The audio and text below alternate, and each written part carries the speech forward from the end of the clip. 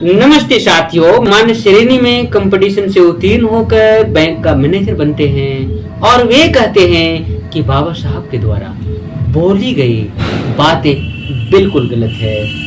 मुझे पढ़े लिखे लोगों ने धोखा दिया है। क्या आपके पिताजी पढ़े लिखे हैं? क्या आपके दादा परदादा या दादाओं के दादा पढ़े लिखे थे? जिसके आगे पीछे चलते हो, जिसके तुम चमचे बने हुए हो, उन्हीं के बाप दादाओं ने आपके पिताजी और दादा परदादाओं को पढ़ने के लिए अवसर ही नहीं दिया। आपको अगर ये वीडियो अच्छी लगती है तो आप इसे विभिन्न ग्रुपों में शेयर करें और ज्यादा से ज्यादा इसको लाइक और सब्सक्राइब कराएं। बाबा साहब के बारे में ऐसा दोबारा बोला तो मैं तुम्हारा जुबान उखाड़ कर बाहर फेंक दूंगा। दोबारा यदि ऐसी बकवास करी तो खैर नहीं, तो फिर क्या भाड़ झोंकने के लिए पढ़े लिखे हो? कम से कम एहसान फरोश तो बनकर अपने ही हाथों अपने गाल पर तमाचा जड़ने का काम मत करो।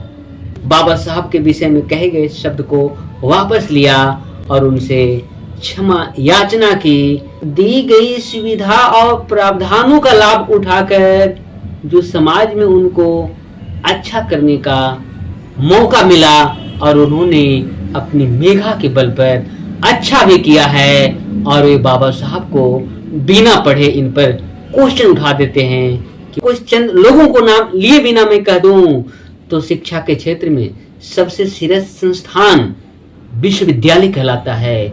वहां के प्रोफेसरों से मैं बात कर रहा हूं, उन लोगों से मैं रूबरू होकर जानना चाह रहा हूं कि वे बाबा साहब के बारे में कैसे सोचते हैं, बाबा साहब को मिशन को लेकर वे क्या कर रहे हैं, या उनके दिलो दिमाग में क्या प्लानिंग चल रही है। तो वे लोग अपने आप को बाबा साहब के केवल और केवल दिखावा करने में लगे हुए हैं। कुछ वर्षों बाद आप रिटायर होंगे। अगर आप अपने जिंदगी में बाबा साहब के प्रति अच्छी सोच रखते हैं, उसके मिशन को लेकर अगर आप समर्पित हैं, तो क्या आपने अपने समाज के गरीब किसी भी व्यक्ति के बच्चों को पढ़ा लिखा कर आप अपने बच्चों के लायक काबिल ये तो उसमें लाया है, या आप इससे थोड़ा सा ज्यादा बाबा साहब के मिशन को समझने वाले हैं? तो मैं आपसे सीधे जानना चाहता हूं, अपने समाज और जमात और जाति को छोड़ दीजिए, दूसरी जाति कि कोई प्रतिभावान या योग या सक्षम व्यक्तियों को सहयोग करके आप अपने बच्चों के जैसा काबिल बनाया है? प्रश्न का उत्तर देना छोड़ दीजिए, उनकी बोलती बंद हो जाएगी और उसके दिलो दिमाग में जो बाबा साहब के मिशन को लेकर के जो दिखावटीपन चल रहा है वो पर्दा हट जाएगा। कम से कम समाज के लिए अब से तो कुछ सोचिए। जो हुआ उसको छोड़ दीजिए। अब कम से कम आप अपने समाज से निडी विद्यार्थियों को चयन करिए, उनको पढ़ाई लिखाई से एवरीथिंग उसको आप प्रोवाइड करिए और मेंटरिंग का भी आप काम करिए। और अगर इससे ज्यादा करने में आप रुचि रखते हैं तो अन्य समाज के निडी बच्चों को आप सिलेक्शन करिए और उन्हें अपने बच्चे के लायक काबिल बनाइए। कि आप अगर अछूतों और वंचितों को कल्याण चाहते हैं तो आप सरकारी खजाने से इस समुदाय के कुछ बच्चों को विदेश पढ़ने के लिए भेजें। बाबा साहब के निर्देशों और हमारे कंधों पर दिए गए कार्मा को लेकर के मैं चल रहा हूं और इस प्रकार से अपने समाज से कुछ नेटिव बच्चों के साथ साथ अन्य समुदाय और समाज के योग्य बच्चों का मैं आगे बढ़ाने में अपनी ही तनख्वाह से पे बैक टू सोसाइटी के तहत मैं उसको आगे बढ़ाने में कामयाबी की ओर अग्रसर हूँ। मैं शिव प्रसाद और बुद्ध रत्न मगध विश्वविद्यालय शोध छात्र बोध गया बिहार से। अभी मैं आप लोगों को रंजीत कबीरपंथी के द्वारा लिखी गई पुस्तक मुझे पढ़े लिखे लोगों ने बहुत धोखा दिया है के अंतर्गत बाबा साहब के संदर्भ में हुई चर्चाओं को पढ़कर मैं आपको सुनाने जा रहा हूँ। इसके बिफोर में मैं एक संदर्भ आपके सामने रख दूं कि एक आरक्षण के द्वारा पढ़कर अपने प्रतिभा के बल पर कंपटीशन में वे आरक्षित कोटा से नहीं बल्कि समान श्रेणी से वे बैंक के मैनेजर बनते हैं और उनकी जो दिलो दिमाग में जो बाबा साहब के प्रति जो चलती है उसके बारे में जो संवाद हुआ है उसके उस संदर्भ में मैं आपको याद दिला दूं। वे व्यक्ति सामान्य श्रेणी में कंपटीशन से उत्तीर्ण होकर बैंक का मैनेजर बनते हैं और वे कहते हैं कि बाबा साहब के द्वारा बोली गई बातें बिल्कुल गलत है, कि मुझे पढ़े लिखे लोगों ने धोखा दिया है। मैंने तो बाबा साहब के द्वारा दी गई आरक्षण सीट से भी बैंक का मैनेजर नहीं बना। इस संदर्भ में जिससे बातें होती है वे बिल्कुल सीधे सीधे उनसे सवाल करते हैं कि आपके पिताजी पढ़े लिखे हैं, क्या आपके दादा परदादा या दादाओं के दादा पढ़े लिखे थे? इस पर वे कहते हैं कि उस समय उन लोगों के वक्त पढ़ाई लिखाई प्रचलन में नहीं थी। इसके बाद व्यक्ति उनको सीधे कहते हैं कि जिसके आगे पीछे चलते हो, जिसके तुम चमचे बने हुए हो, उन्हीं के बाप दादाओं ने आपके पिताजी और दादा परदादाओं को पढ़ने के लिए अवसर ही नहीं दिया। ठीक उसी के बाद जो वार्तालाप होती है बाबा साहब के विचारों को लेकर, हम उसे आपको पढ़कर सुनाने जा रहे हैं। एक सज्जन बाबा साहब के प्रति गद्दारी करने वाले लेखक से टकरा जाते हैं और वे कहते हैं कि आप अम्बेडकरवादी हैं ना? लेखक महोदय कहते हैं मैं अम्बेडकरवादी हूँ। क्या आपको कोई संशय है? इस पर वे कहते हैं संशय तो नहीं है, परंतु आपसे एक बात पूछनी है। क्या पूछो? इस पर वे बोलते हैं कि बाबा साहब ने हम लोगों को गद्दार कहा है, वह उन्होंने ठीक नहीं कहा है। इसके बाद ये व्यक्ति तुरंत उनको तपाक से जवाब देते हैं और कहते हैं कि अगर बाबा साहब के बारे में ऐसा दोबारा बोला तो मैं तुम्हारा जुबान उखाड़कर बाहर फेंक दूंगा। मेरे बाबा के बारे में दोबारा यदि ऐसी बकवास करी तो खैर नहीं। इसके बाद वह व्यक्ति जो बाबा साहब के बारे में कह रहे थे कि उन्होंने ये गलत बोला है कि मुझे पढ़े लिखे लोगों ने धोखा दिया है, उनकी सोच में ढीली आ गई और वे कहने लगे साहब आप मेरी पूरी बात तो सुनिए। मैं आपसे यह कहना चाह रहा था कि बाबा साहब के आरक्षण की वजह से पढ़ लिख सके हैं और नौकरियों मेरी पहुंच गए हैं, परंतु हमने यह कब कहा था कि हम पढ़ लिख कर समाज सेवा करेंगे? यह सुनकर लेखक महोदय कहते हैं तो फिर क्या भाड़ झोंकने के लिए पढ़े लिखे हो? यह सुनकर लेखक महोदय के बंगले झांकने लगे। इसके बाद लेखक महोदय ने कहा आप लोगों में कुछ सोचने समझने की शक्ति होनी चाहिए। यदि आपने बाबा साहब के आरक्षण का लाभ उठाकर पढ़ाई लिखाई की है और नौकरियां हासिल की है तो उनका एहसान भी उतारना चाहिए।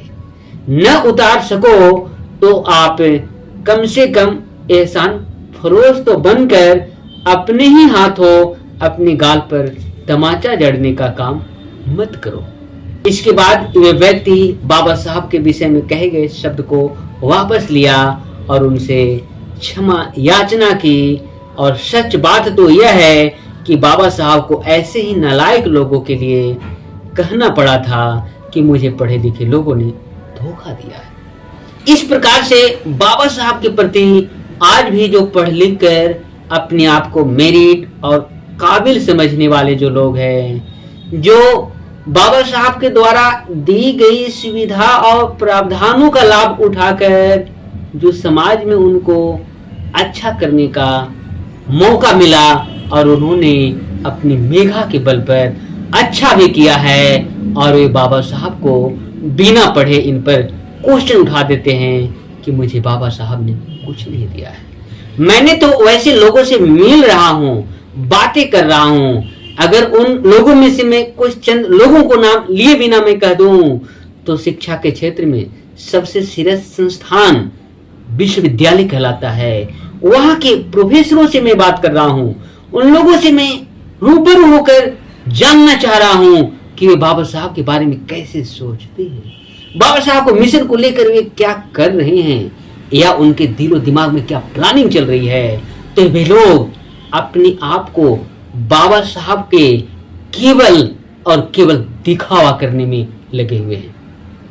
एक भी बात उनसे अगर दिखे, अंदाजा में पूछा जाए कि आपने अपने जिंदगी में कुछ वर्षों बाद आप रिटायर होंगे, अगर आप अपने जिंदगी में बाबा साहब के प्रति अच्छी सोच रखते हैं, उसके मिशन को लेकर अगर आप समर्पित हैं, तो क्या आपने अपने समाज के गरीब किसी भी व्यक्ति के बच्चों को पढ़ा लिखा कर आप अपने बच्चों के लायक काबिल ये तो उसमें लाया है, या आप इससे थोड़ा सा ज्यादा बाबा साहब के मिशन को समझने वाले हैं?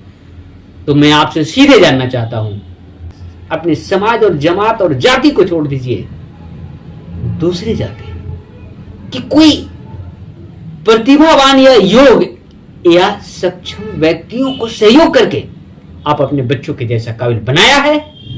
हम समझते हैं ये प्रश्न का उत्तर देना छोड़ दीजिए, उनकी बोलती बंद हो जाएगी और उसके दिलो दिमाग में जो बाबा साहब के मिशन को लेकर के जो दिखावटीपन चल रहा है वो पर्दा हट जाएगा और वे वाकई में अपनी असली हाव भाव और मनोमिजाज को आपके सामने बात करते हुए प्रकट कर देंगे।